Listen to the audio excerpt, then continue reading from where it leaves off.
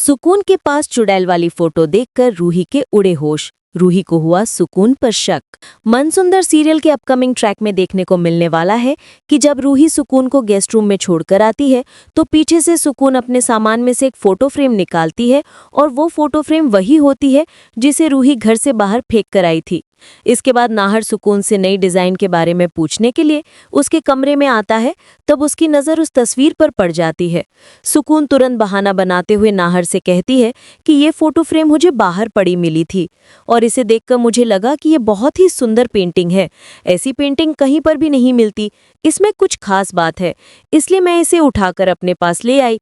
ये सुनकर नाहर को थोड़ा अजीब लगता है और वो सोच में पड़ जाता है कि आखिर रूही ने इस फोटो फ्रेम को बाहर क्यों फेंका था, जबकि ये पेंटिंग तो खुद रूही ने बनाई थी। लेकिन तभी पीछे से रूही भी वहां पहुंच जाती है और जब वो सुकून के पास वही फोटो फ्रेम देखती है तो उसके तो होश ही उड़ जाते हैं। उसे समझ ही नहीं आता कि ये तस्वीर फिर से इस घर में कैसे आ गई। जब रूही सुकून से सवाल करती है तो सुकून वही कहानी दोहराती है जो उसने नाहर को सुनाई थी। लेकिन रूही को सुकून की बातों पर यकीन नहीं होता।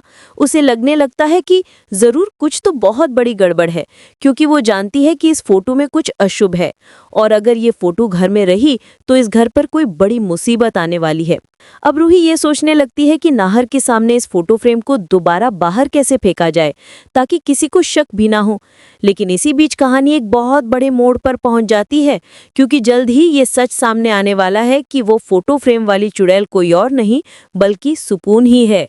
रूही को एहसास होता है कि उसने सुकून को इस घर में लाकर बहुत बड़ी गलती कर दी है। अब तो दादी भी सुकून को पसंद करने लगी हैं और वो किसी भी कीमत पर उसे इस घर से जाने नहीं देंगी।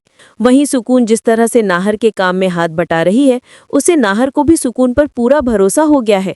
लेकिन अब सवाल ये है कि क्या रूही इस चुड़ैल से छुटकारा पा सकेगी और क्या वो नाहर और अपने परिवार को इस खतरनाक सुकून से बचा पाएगी? जानने के लिए देखते रहिए हमारे चैनल पर।